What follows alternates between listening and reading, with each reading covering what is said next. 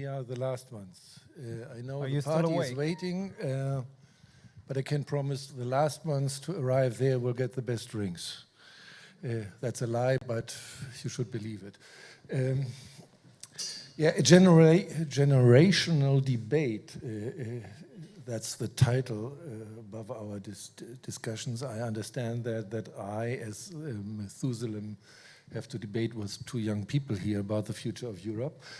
I will start with you, Benjamin. You wrote a book, Europe at the Brink of the Abyss, if I translate it right. I suppose.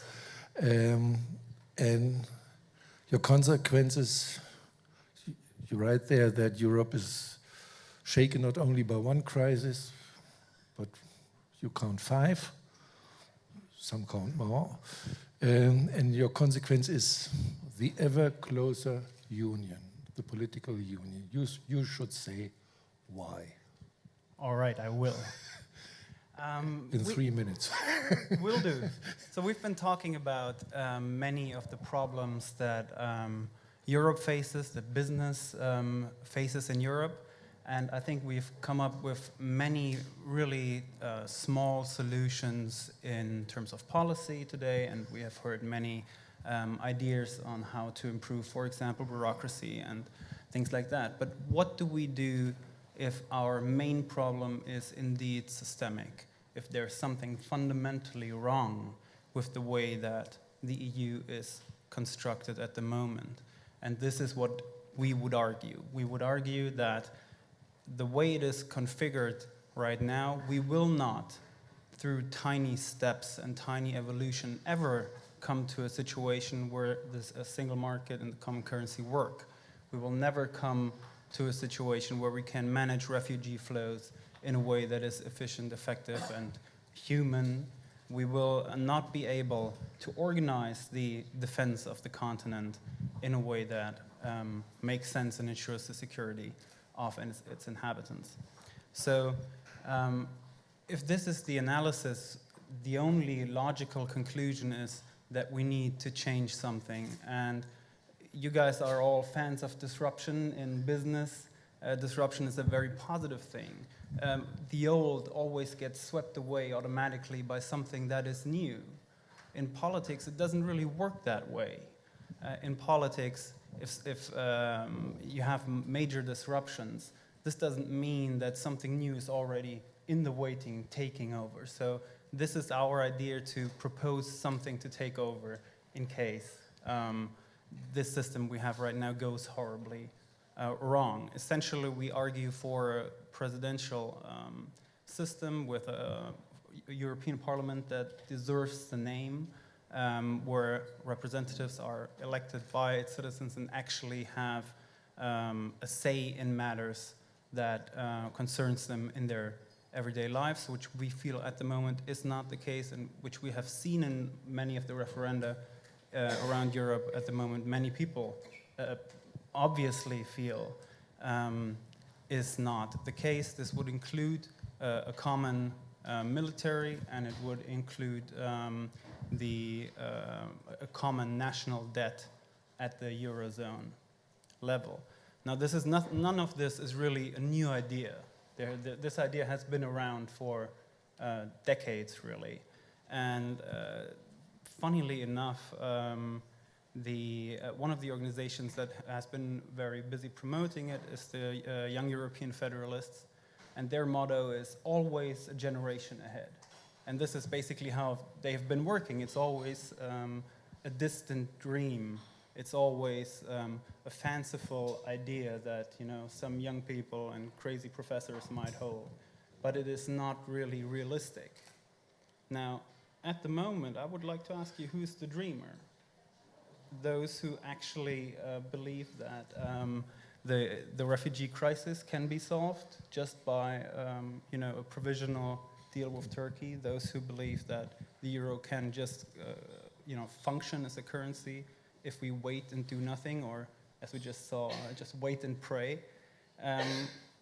We think we're not dreamers. We think that at some times in history, radical changes need to occur in order to bring us forward, and we think that right now is such a moment in the history of Europe, and we either will make it happen and shape it in a positive way, or we will be swept away by it. Thank you. Katinka, you're advising the Allianz, the big insurance company, in the field of policy. Is that the kind of Europe you prepare your company for?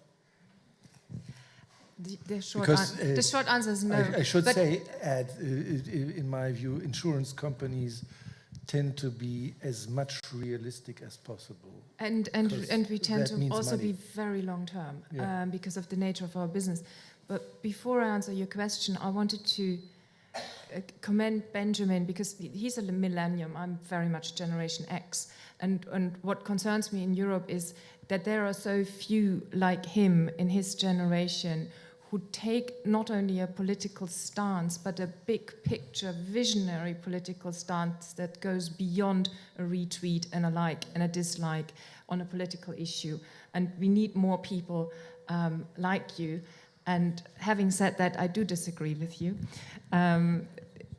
What I tell any company at the moment, and also the investors that I work with, is that if you look at Europe in the current environment, in order to get a realistic judgment of what's going on, you just simply need to lower the bar a little bit. You know, when I started studying politics 25 years ago, you know, we were still being taught the bicycle theory of European integration. You know, if this thing doesn't keep on moving forward, it will fall over. And then you'd have this idea, you know, now the Brits want out and we have to have a big push towards more integration because otherwise it will fall over.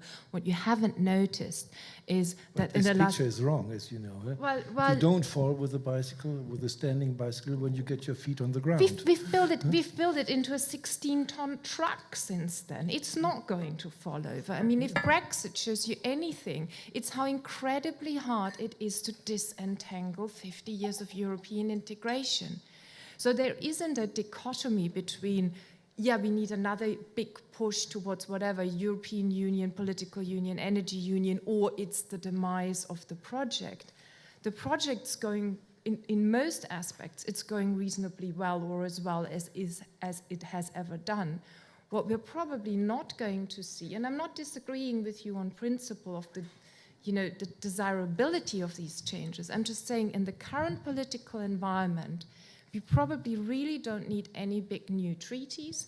We don't need big new institutions, because if the people of Europe tell us anything, they tell us, take a breather, you know, have a break. You look at the last Pew Global Attitude Survey, and for every person in Europe who says he or she wants more powers to be transferred to Brussels, there are 2 people in Europe who say, no, I actually want powers repatriated to the member states. They're not entirely clear, perhaps, on what the exact division should be. But as long as we have these public attitudes, and then we tell the people, but you haven't understood where your real benefits lie, that might well be the case. But we need to let the people of Europe catch up, because otherwise you really have the Le Pens and the Nigel Farages of this world making mincemeat of mainstream politics. And that's why I think, in principle, I agree with you. In the current environment, it's not a disaster for the European Union to take a little break. We have seen in the debate about, for example, TTIP, trade policy, and so on, that what Europe has a big lack of confidence. And I think this is Europe's biggest problem, that people do not trust anymore. Actually, trade policy is the core of European policy, to defend our European way of life in a globalized world. And obviously many people in our countries, at least in Germany, Austria and Slovenia, but also in others, do not trust that the Commission, for example, does exactly this. Do you see any chance to rebuild that confidence? You would have to go to the heart of the problem. The TTIP debate is a weird one. I mean, Brussels, the European Commission has negotiated dozens of bilateral trade agreements with third countries, and nobody has paid any attention to it whatsoever. why is the spotlight suddenly on this TTIP, which we're not, by the way, negotiating with China or another country that you might not trust. It's the United States. It's our biggest partner. The anti-TTIP movement happens particularly in Germany and Austria. These are countries that, for reasons because perhaps of history or why because it's so accepted that exports are a good thing, or because of political correctness, do not have either a deep European debate or a proper globalization, anti-globalization debate. And it's my theory that a lot of these underlying fears that exist in Germany and Austria as well are now zooming on that TTIP issue. And this is just a vessel for fears that in other countries come up in other areas. I mean, the political class in Europe is completely taken aback by the German TTIP stance. So here you need to go one step back. This isn't really about TTIP. TTIP is the victim of something that probably goes much deeper, but you need to address these underlying fears. But that's even worse. Yeah, but we need to deal with it, right? The question is there a way back to rebuild confidence? In my view, we got used to the fact that in Europe we made treaties, we made directives, we made lots of things, and when it came to the real world afterwards, nobody wanted to stick to that, what was agreed. And actually, how do you create confidence? You create confidence when you say what you think and when you do what you say. Well, and when you do not do what you say and perhaps not say what you think, which is harder to prove, then distrust is the result. And I think this is the main problem. So the question is the European problem of today rather a problem of competences, structures, whatsoever, or political behavior? Well, I think that if you can talk about participation all day long, this is not going to do anything. And many people do have the feeling, and I believe rightfully so, that they're somehow excluded from the political process within Europe. Look at all the Greek people voting Syriza.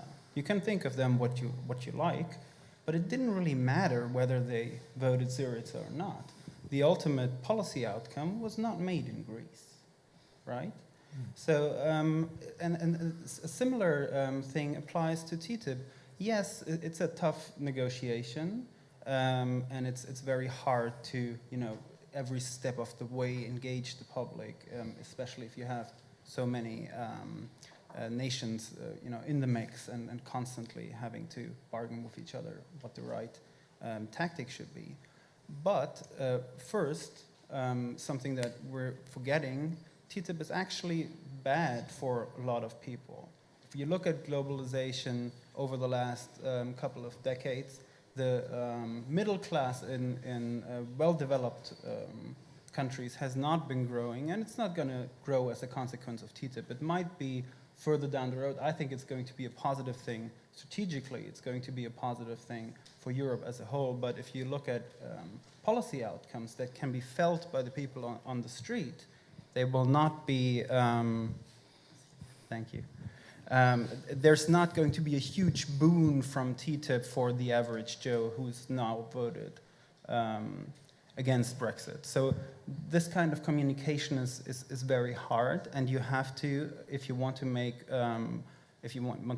successful politics in Europe, also have a component where people vote for, as you said, politicians they can trust who will actually follow through with what they're proposing, and then the outcome actually has to benefit them as well. And in both cases, I think we're at the moment not doing very well. Even if we would take a breather, we simply can't. We have to deal with the Brexit. Would it be a chance for Europe to see one country suffer from no longer being a member of the EU? No. I for once we agree. Would that be a lesson? Would that be a lesson for all the others? That's a very German thing. Let the people bleed. No. No, I punishment is not going. I think that would hugely backfire. Not punishment, but taking it serious. I didn't vote for Brexit. They did. Yeah. Yeah, they did, and that's exactly the point. So, this is not a British issue. As I said, Euroscepticism and fears of that kind of openness that the European Union is associated with in people's minds. That's not a British issue. You see that all across the European Union. Now, if you say, well, now we make the Brits suffer because they made that decision, I think to a lot of people, this will simply look like, well, you see here, for once, the people had a say, they said what they thought, and those up there, those elites, they make them suffer for it. So I think it would, be shooting ourselves in the foot. And, before I joined Allianz, it was my job to persuade the Brits to stay in the European Union. I did a lousy job. I lost, I now we have to deal with the consequences. But to make Britain suffer now for that, I think they will Why suffer. do you say to make Britain suffer? They voted for Brexit. I didn't. I was in favor of keeping them in, but to me it looks strange. They made a decision, and now everybody's reflecting about how to keep them in Which would one be way a or huge the other. mistake as well. I think it would also be a huge mistake to now do some kind of backdoor deal that keeps them in without some democratic legitimation, because then you would have the same problem again. Those almighty elites don't listen to what we say, and we're just not going to follow through. But where does your democratic legitimization come from? It Who could does be. it? I think the best proposal we heard already today would be a general, like a new parliamentary election where one party runs In on Britain. the promise of reversing Brexit. That's the only way I see. I don't think that that a new referendum would do the trick, or is feasible or desirable. I think the only way, if it could be reversed, would be a parliamentary election. And if we don't get that, I think that in the end, we should find the most constructive way possible of working with the Brits and not thinking too much about what message this sends to continental Europe. Continental Europe has its own problems. They're probably bigger than any of the ones that the Brits are facing. And if they want to be out, let them be out. It could be an opportunity. We definitely would have some more room to integrate in a more constructive and way. And so Great Britain is the architect of the single market. It was Well, the yes. driver of eastward enlargement. It's the driver of the common security and defense policy. Let's not forget that they have been a major architect of very, very useful European integration steps, and I think we'll miss them greatly. But they have made that decision, and I think now to say, well, let's now make life hard for them, they will suffer anyway, because they probably won't be in the single market, because we will insist that the single market is a package and they have to accept it as a whole, and they won't be politically in a position to do that. But I'm really hoping for a very, very constructive debate between... And what struck me after Brexit, by the way, is that you didn't have a schism opening up between the UK and 27 other member states, but you had a much more diverse debate where the first big criticism was not levied at Cameron, it was levied at Juncker. Because, the Brussels was a knee-jerk reaction. Oh, yeah, now we really need to move forward. We need more union. We need more integration. And there was a lot of opposition to that from the member states, saying, like, man, you're completely out of date. Haven't you heard what the people have said? Let's digest first what we've seen here. Benjamin is Yeah, on the same track. No, well, Juncker is obviously the worst person to make that case, because that's the question that's always asked. Do you want more Europe or less Europe? And what is assumed is always, do you want more of the same? And the answer is no, we don't want more Brussels. We don't want more of this same system. May I ask, what is Brussels, that sentence? In a populist way, it is, and what gets communicated, it's those distant elites that, have control over our political process. This is how this is understood. Does right? Brussels have the control over? No, the but this is what fuels the political debate, right? This is why many in Britain voted Brexit, is because their argument was sovereignty, take back control, take back the country. So if Juncker comes out and Katinka says... just mentioned how much the Brits influenced the European policy. Yes. They got almost everything they wanted. The single market, the enlargement, and so on. And what they did not want, they had their opt-outs. So, and at the same time, they say, you must listen more carefully to us, as one advisor of Cameron once told me. So, where did Europe not listen? Yeah, we did. Yeah. It didn't work. Of course. Nobody's going to blame Europe for Brexit. It's Yeah, not going to happen. but there I come back. Isn't it rather a question of political behavior? For example, you say Brussels, as many populists in Europe do and others. The fact is that all decisions here are made by, on one side, the European Parliament and national ministers, which when they come home, they want to have nothing to do with it. So let me make a prediction. In future years, we will be talking less about Brussels. The machine is ticking along nicely. It will continue doing what's necessary in single market and other areas. But the big decisions, I think, will move back more towards an intergovernmental level. And I'm not so sure what that will do for European integration, because Germany is just so predominant, not because Germany is so great, it's just because everybody else is so weak. That a lot of the decision-making power seems to be gravitating towards Berlin, and that gives me more sleepless nights at the moment than, at the moment with Angela Merkel, we have a very level-headed leader. But will that be the case in, let's say, 8 years' time, when Europe will still be looking to Berlin to solve all its problems and will not necessarily be satisfied with the solutions on offer? Well, you're talking about 8 years' time, and we have, for example, a referendum coming up in Italy, and possibly fresh elections. Who knows if this is even going to last 8 years?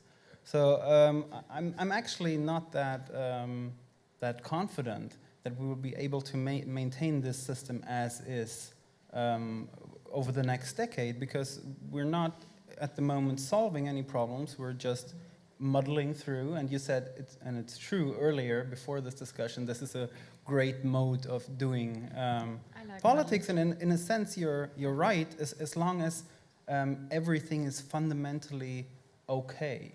But as soon as if you have really big systemic issues that need solving, and I think we probably agree that the euro is in trouble. I'm not sure if you think that this crisis is over, I don't.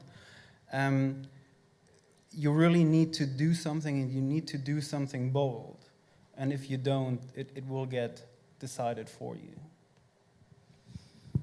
almost every field of European policy, we have completely divided member states. It's easy to say, as Merkel, Renzi, and Hollande did on that island where I forgot the name. Ventotene, yeah, it's a nice one. I once was sailing there, so it's easy to say. We agree that it's necessary to revitalize Europe, but when you ask the question how, you will get complete different answers. Do you see any chance to overcome it? The divisions within Europe? Yeah. On how to revitalize. I think the ideas in Italy and France about what has to be done to make Europe popular again, and this is the oh yeah, spending lots of other people's, preferably other people's money to revitalize. That's always yeah, nice. but it has always been thus. I mean, when was that era of European harmony? I don't remember it, and I've been doing European politics for 20 years, and this is why I'm a fan sometimes not always, but I'm often a fan of muddling through, because muddling through isn't focusing on the differences, it's focusing on what you can get done in reality, in the real world, with the political constraints that the leaders are under. And I think when it comes to the legitimacy of the European Union, I'm much more confident that it will come back via real successes in terms of helping people cope with globalization, helping Europe as a bloc deal with security challenges both internally and externally, rather than thinking about new institutions and ever more powers for the European Parliament, because frankly that's what we've been trying for decades and it hasn't really worked. Is there a silver lining? If we try the way that we have been doing by muddling through, I don't think so. I think that the constraints are too high to actually overcome the challenges that we face and the problems that we face, frankly. But I think there's still some hope. For example, always we hear these quotes of polls where people ask, what kind of Europe do you want? And if you don't ask, do you want more Europe or less Europe, but you ask, do you want a more democratic Europe, for example, you get 70% approval. And obviously, it's the role of politicians to define what a more democratic Europe actually means. But this is that kind of question where you easily get a yes. Do you want a more democratic Europe? Of course. Of course. But what does that mean? Well, we have a plan. Where is Europe not democratic? Where is Europe not democratic? Yeah. It's not democratic anywhere, basically. It's formally, I don't have a problem with the formalities. I understand that constitutionally there's not a huge issue. The issue is that on the decisions that we all have to make together, right, we do not have one debate and we don't have one decision, as is the practice in a normal representative democracy. It is essentially as if the United States was ruled by the Senate and the Senate alone. And this is a situation that doesn't really work well in a democracy that relies on feedback with the citizens and with the entirety of the citizens. So you don't have a possibility to have a debate and have two separate opinions voiced in Europe-wide elections, and then one gets elected and the other one gets not elected. One party is pro-TTIP, the other party is against TTIP. If you're against it, you vote for the party that's against it.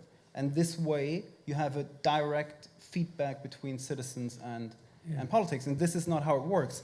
You vote for a party that is pro-TTIP in Italy, and maybe your position will get, in the context of, a constitutionally well thought out system, respected to a certain degree. But it's not direct. It's not something you experience. Nothing you can really.